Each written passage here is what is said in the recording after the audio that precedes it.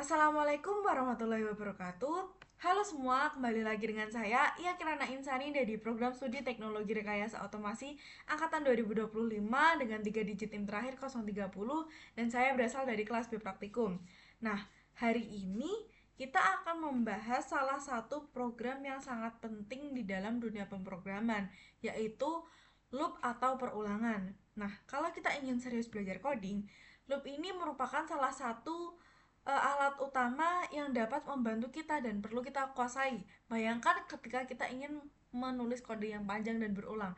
Tanpa loop kita akan merasa kesusahan karena kita harus menulis program dengan panjang, kaku, dan juga tidak efisien.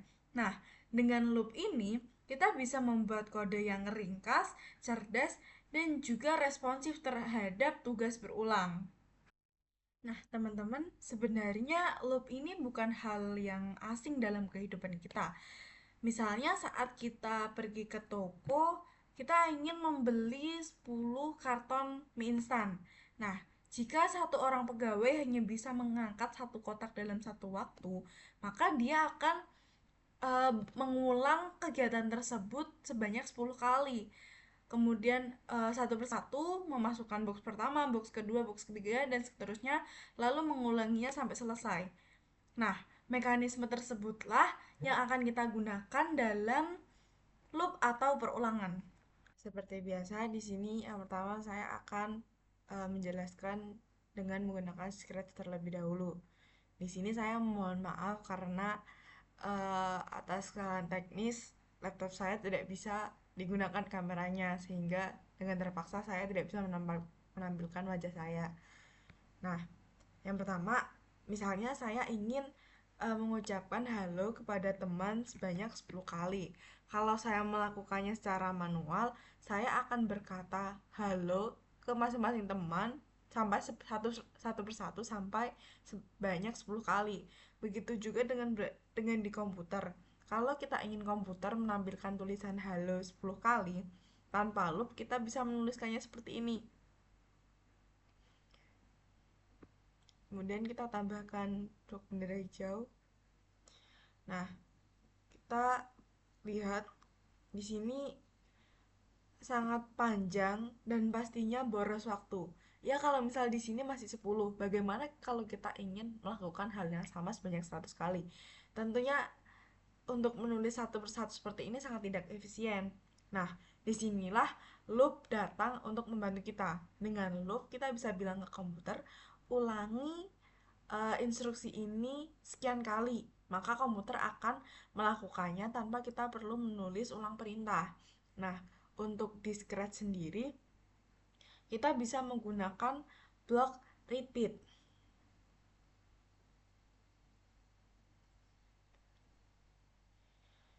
Nah, fungsi dari blok ini secara umum dia akan mengulang apa yang ada di dalam blok tersebut sampai dengan jumlah yang kita inginkan.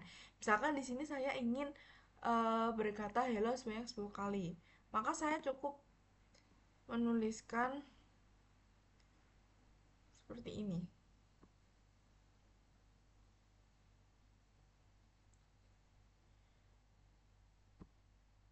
Di sini saya setting 10 kali dan kita jalankan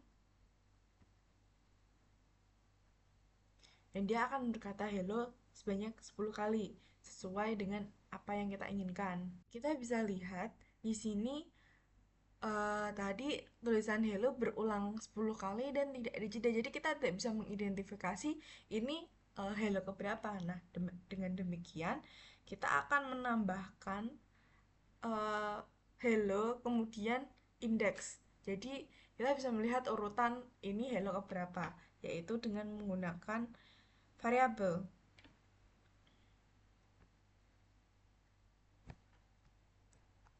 Di sini saya akan membuat variabel dengan nama indeks. Kemudian set index to 1 karena seperti yang telah kita pelajari sebelumnya, indeks di Scratch ini dimulai dari 1. Kemudian kita masukkan ke sini.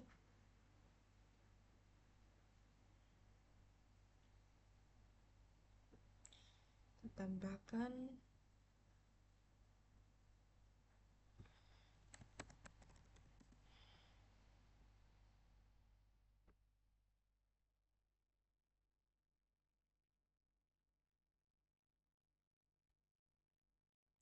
Nah, jadi maksud dari kode ini adalah dia akan men-setting variabel indeks ke satu, kemudian mengulangnya sebanyak 10 kali. Kemudian apabila selesai melakukan mencetak indeks sebelumnya, maka nilai dari indeks akan bertambah. Kita akan coba.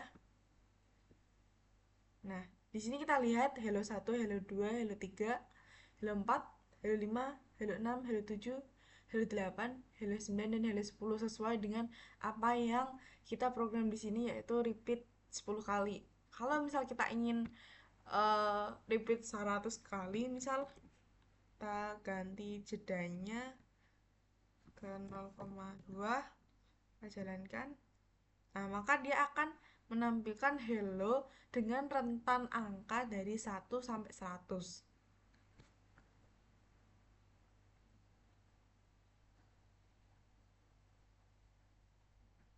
Kita tunggu sebentar.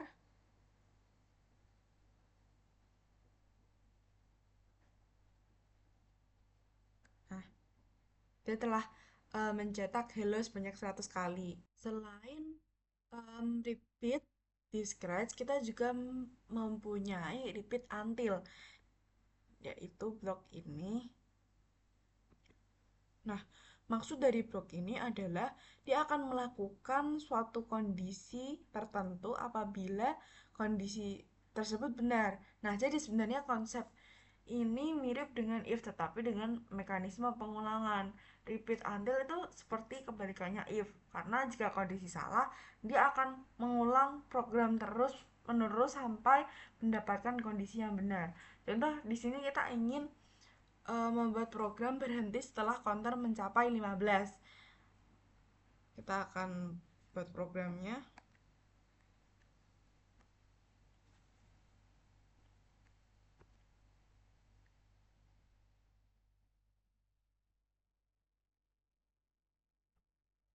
Kemudian kita gunakan operator.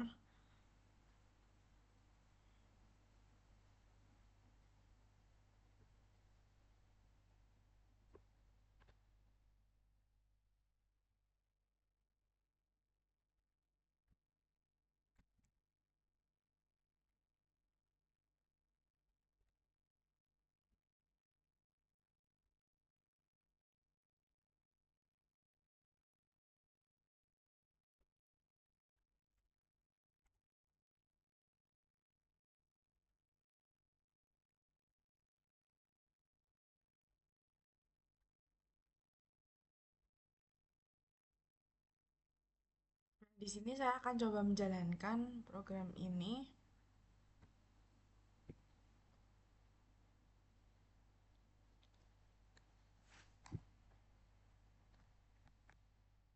Nah, dia akan terus mengulang hal yang sama sampai kondisi uh, indeks lebih dari 15. Maka selama kondisi itu belum terpenuhi, maka dia akan mengulang terus-menerus sampai kondisi benar.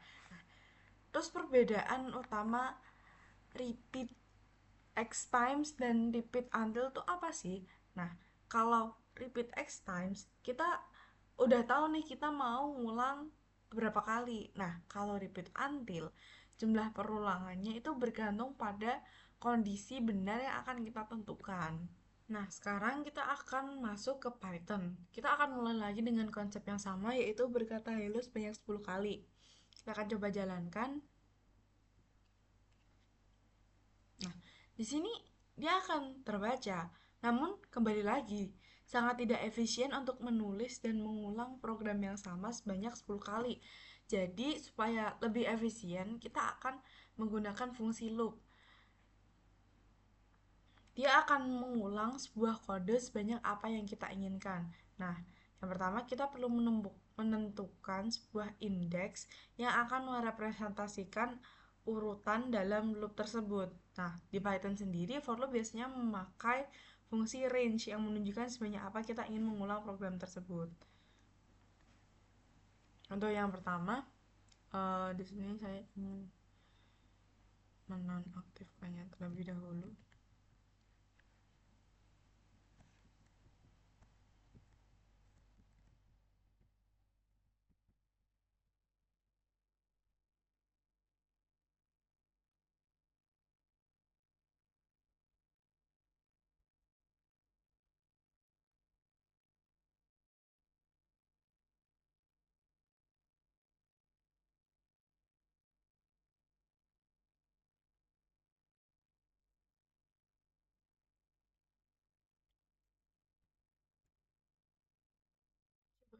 di sini for.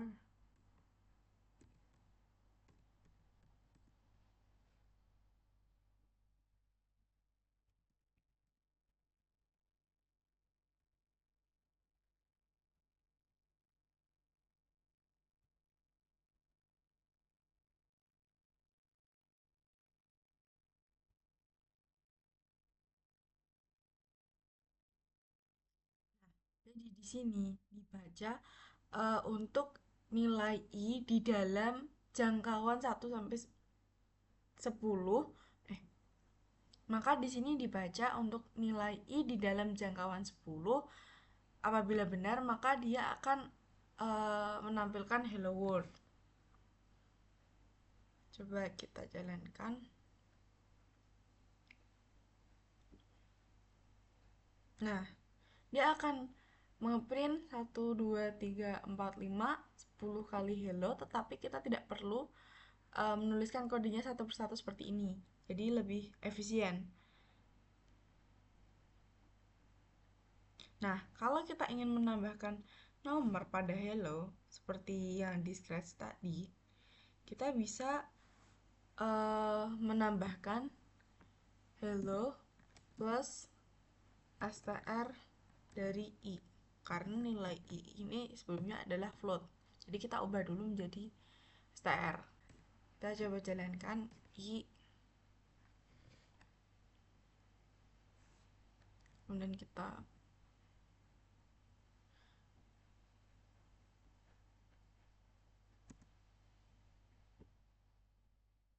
Nah, di sini terlihat hello 0 sampai 9.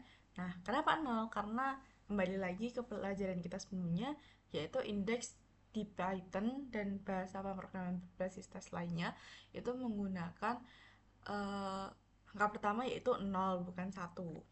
Di 0, 1, 2, 3 dan seterusnya. Misalnya kita ingin mengubah range-nya menjadi 35, kemudian kita jalankan. Nah, tanpa mengulang kode sebanyak 35 kali, kita bisa mendapatkan uh, output yang sama, yaitu 0 sampai 34 gitu. Jadi ini akan lebih efisien dan juga mempermudah waktu kita dalam menulis kode. Akan menonaktifkan virus ini dan terlebih dahulu.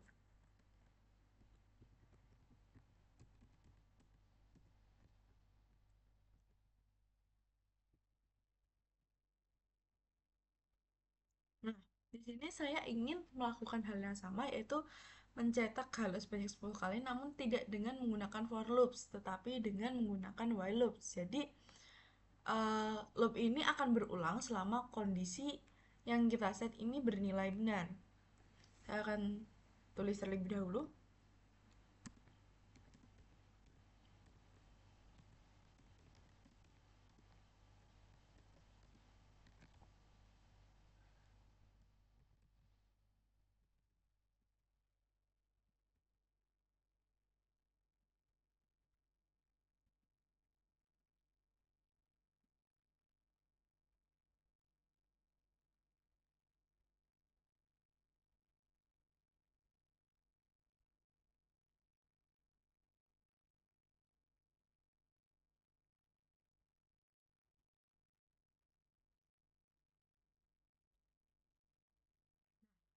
Maksud dari program ini adalah, yang pertama kita mendeklarasikan I sebagai 0. Kemudian kita membuat suatu kondisi di mana apabila I ini lebih dari kurang dari sama dengan 10, maka dia akan terus mencetak sampai dengan kita mendapatkan nilai I sama dengan 10 atau I lebih dari 10.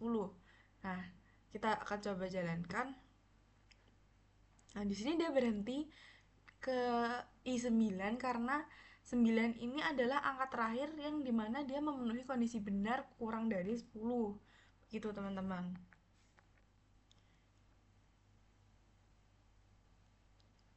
Nah, tapi perlu diperhatikan di sini, ketika kita lupa tidak menuliskan I plus sama dengan 1, maka ia tidak akan pernah berubah, dan kondisi i kurang dari 10 ini akan selalu benar. Jadi dia akan menjadi infinite loop alias perulangan yang tidak terbatas yang bisa bikin uh, komputer kita hang begitu. Jadi ini sangat penting dan perlu diperhatikan ya teman-teman.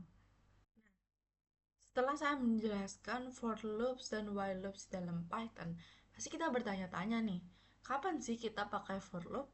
Kapan kita pakai while loop? Nah, kita akan menggunakan for loops kalau misalnya kita tahu berapa banyak jumlah perulangannya. Contoh tadi, kita ingin menampilkan tulisan sebanyak 100 kali atau cek semua data dalam sebuah daftar yang panjangnya sudah diketahui. Nah, ketika kita ingin menggunakan while loops, nah ini kita gunakan ketika kita tidak tahu jumlah perulangannya, tapi kita punya kondisi yang jelas kapan loop tersebut harus berhenti. Misalnya terus meminta password sampai user memasukkan password yang benar. Begitu teman-teman. Nah, di sini pastinya untuk para pemula seperti saya, lo pasti lebih mudah dipahami apabila divisualisasikan lewat flowchart. Nah, di sini saya akan membuat flowchart untuk for loop dan while loops. Yang pertama saya akan membuat untuk for loops.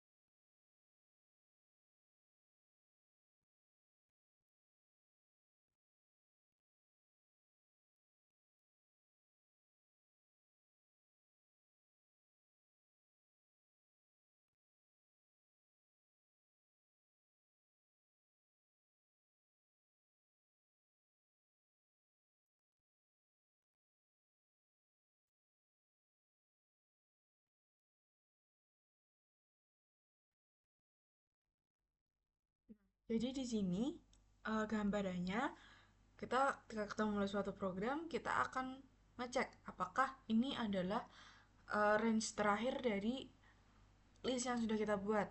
Kemudian jika belum, maka dia akan mengulang lagi terus menerus terusnya sampai kondisi ini benar. Apabila kondisi benar, maka dia akan menyelesaikan programnya. Nah, kemudian untuk flowchart while loops akan mulai.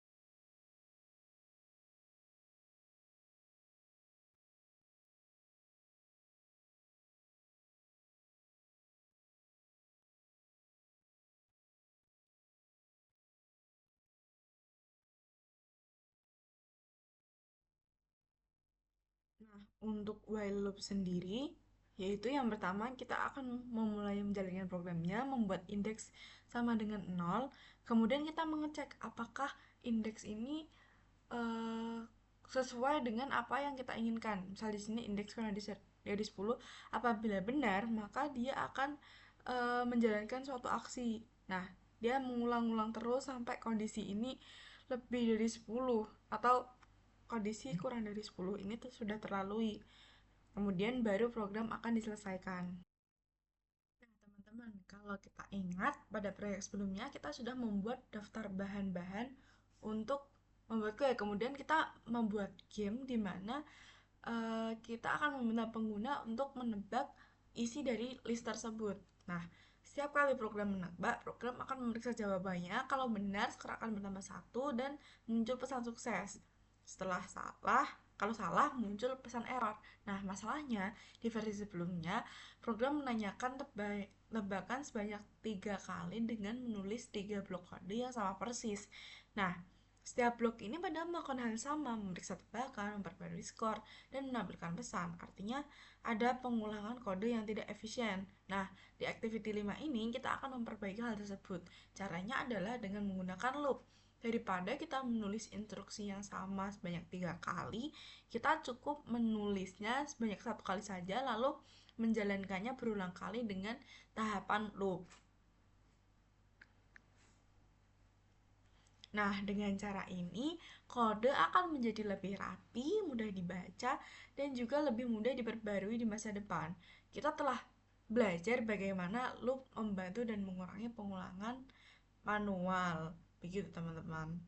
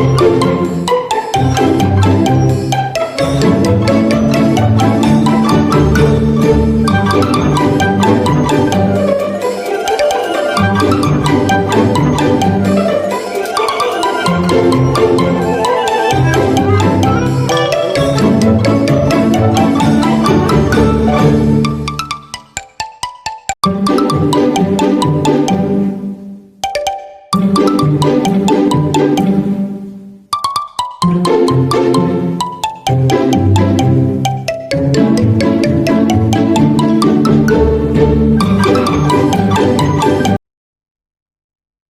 selanjutnya kita akan membahas sesuatu yang akan seringkali kita temui dalam dunia pemrograman, yaitu menggabungkan list dan loop. Nah, kalau sebelumnya kita sudah belajar bagaimana cara membuat perulangan untuk satu instruksi, sekarang kita akan membuat perulangan untuk sekumpulan data. Nah, kombinasi antara list dan loop ini merupakan fondasi dari hampir semua program modern. Mulai dari aplikasi belanja online, sistem absensi, sampai ke program yang menganalisis data cuaca. Nah, sekarang ini kita bisa lihat kita punya suatu daftar suhu. Nah, kalau kita ingin menambahkan nilai dari nilai yang ada di dalam list tersebut satu persatu, kita bisa menulis perintah print. Kita bisa melakukannya dengan perintah print. Misal di sini 5, berarti kita menuliskan salah 5 kali. Tapi mesti kan itu kan nggak efisien ya. Nah, kalau misal datanya 110, kalau misal ini cuma 5 kan masih bisa dijangkau. Tapi kalau lebih dari 5 kan kita pasti akan kesulitan. Nah, disinilah peran loop dan list bekerja sama. List berfungsi untuk menyimpan banyak data sekaligus, sedangkan loop membuat komputer mengeksekusi perintah yang sama berulang kali untuk setiap data di dalam list. Nah, dengan begitu, kita hanya perlu satu blok logika untuk memproses semua data. Nah, sekarang saya ingin menampilkan semua suhu ini satu persatu. Nah, caranya gimana? Kita akan menggunakan blok repeat.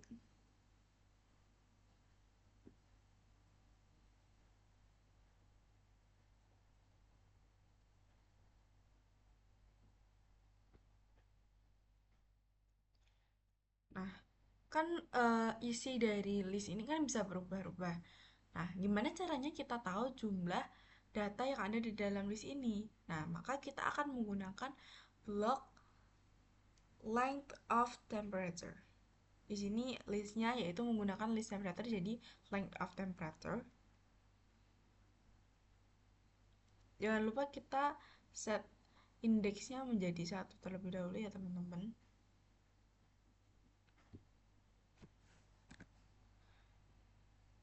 Nah, kemudian kita ke blok looks dan mengambil blok say. Kemudian kita ke variabel dan kita menampilkan item sesuai dengan indeks. Jangan lupa untuk menunggu supaya kita bisa lihat program dieksekusi. Kemudian yang paling penting yaitu change index by one. Kita akan mencoba jalankan program ini. Nah, di sini kita bisa lihat bahwa kucing dia mengatakan masing-masing dari daftar temperatur ini. Coba kita tambahkan nominal lain.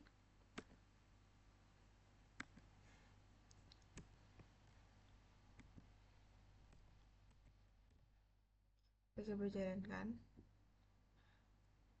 Jadi dia menggunakan uh, coding yang sama, tidak peduli berapa banyak uh, data yang ada di dalam list tersebut. Jadi ini akan sangat memudahkan kita.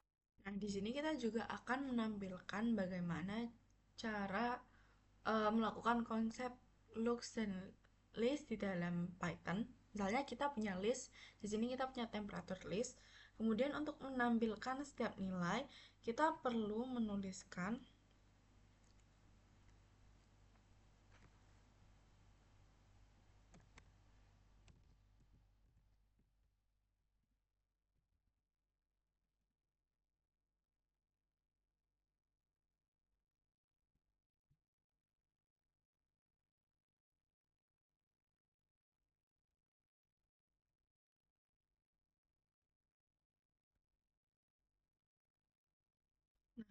apa sih maksud dari program ini.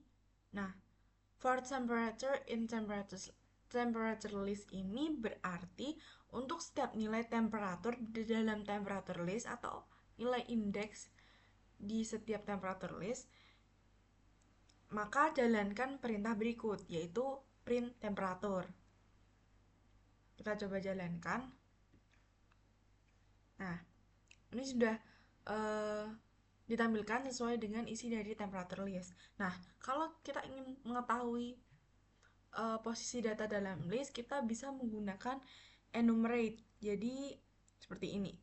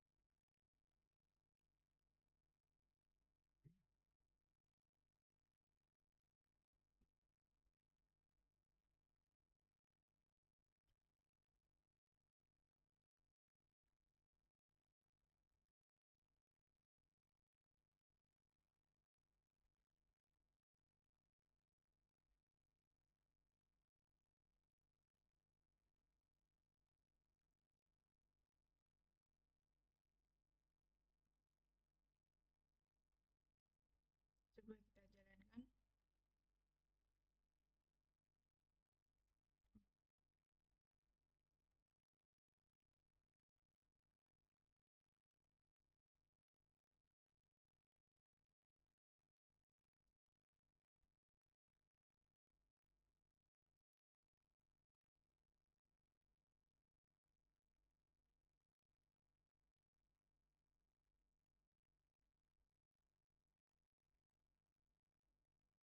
Nah, di sini dia akan menampilkan nomor dari indeks, misal indeks 0 yaitu 20,6 dan seterusnya.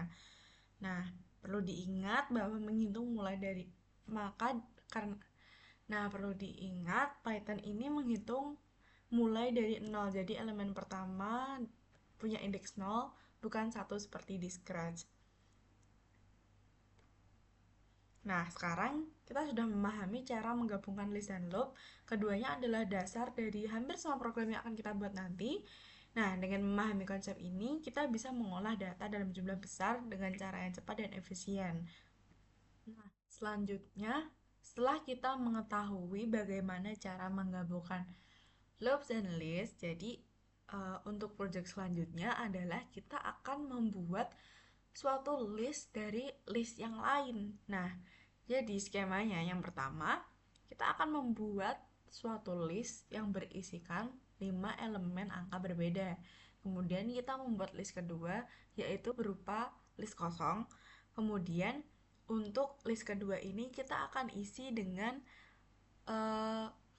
hasil kali 2 dari elemen list pertama. Nah, kita akan melakukan aktivitas ini dengan berurutan, yaitu seperti biasa dari Scratch, dari flowcard, kemudian ke Scratch dan ke Python. Tanpa berlama-lama lagi, mari kita mulai.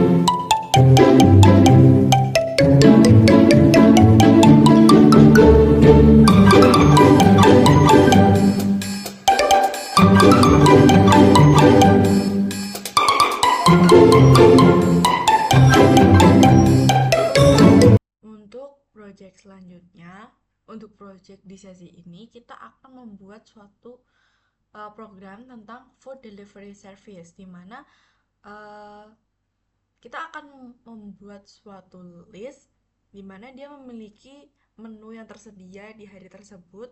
Kemudian kita akan bertanya kepada user menu apa yang user inginkan, kemudian mengkalkulate, menjumlahkan total pesanan user, kemudian menghitung tip yang ingin user berikan juga. Nah, seperti biasa kita akan membaginya menjadi 3, yaitu flowchart, Scratch, dan Python.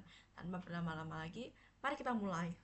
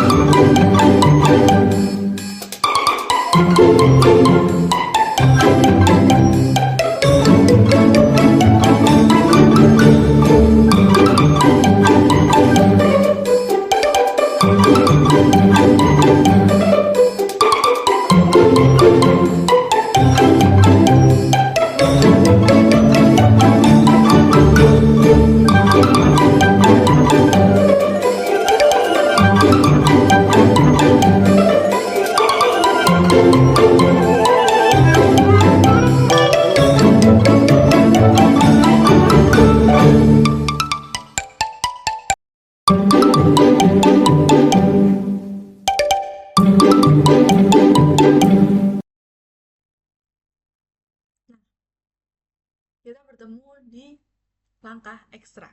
Nah, di langkah ekstra ini kita akan meningkatkan program yang sudah kita buat dengan menambahkan data validation.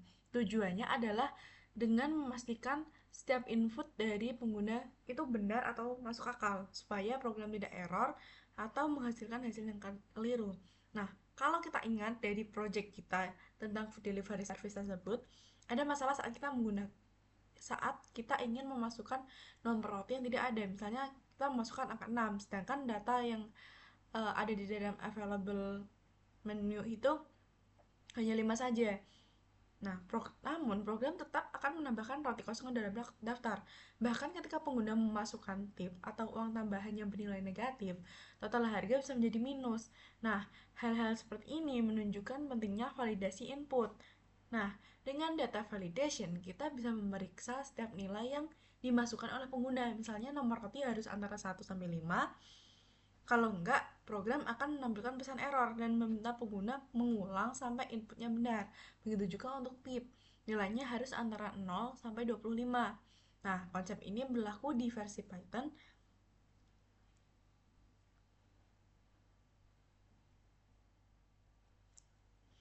Nah, langkah sederhana ini membuat program kita jauh lebih aman, lebih profesional, dan juga nyaman digunakan, karena pada akhirnya program yang baik bukan hanya yang bisa berjalan, tapi juga yang bisa menangani kesalahan dengan baik.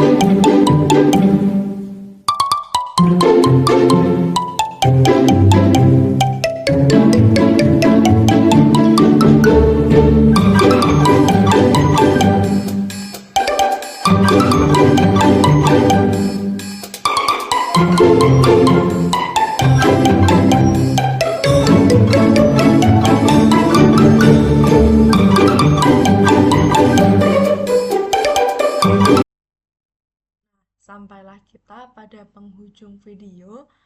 Saya mohon maaf apabila terdapat kesalahan, baik kesalahan teknis, kesalahan kata, maupun kesalahan lainnya. Terima kasih atas perhatian yang telah diberikan. Wassalamualaikum warahmatullahi wabarakatuh.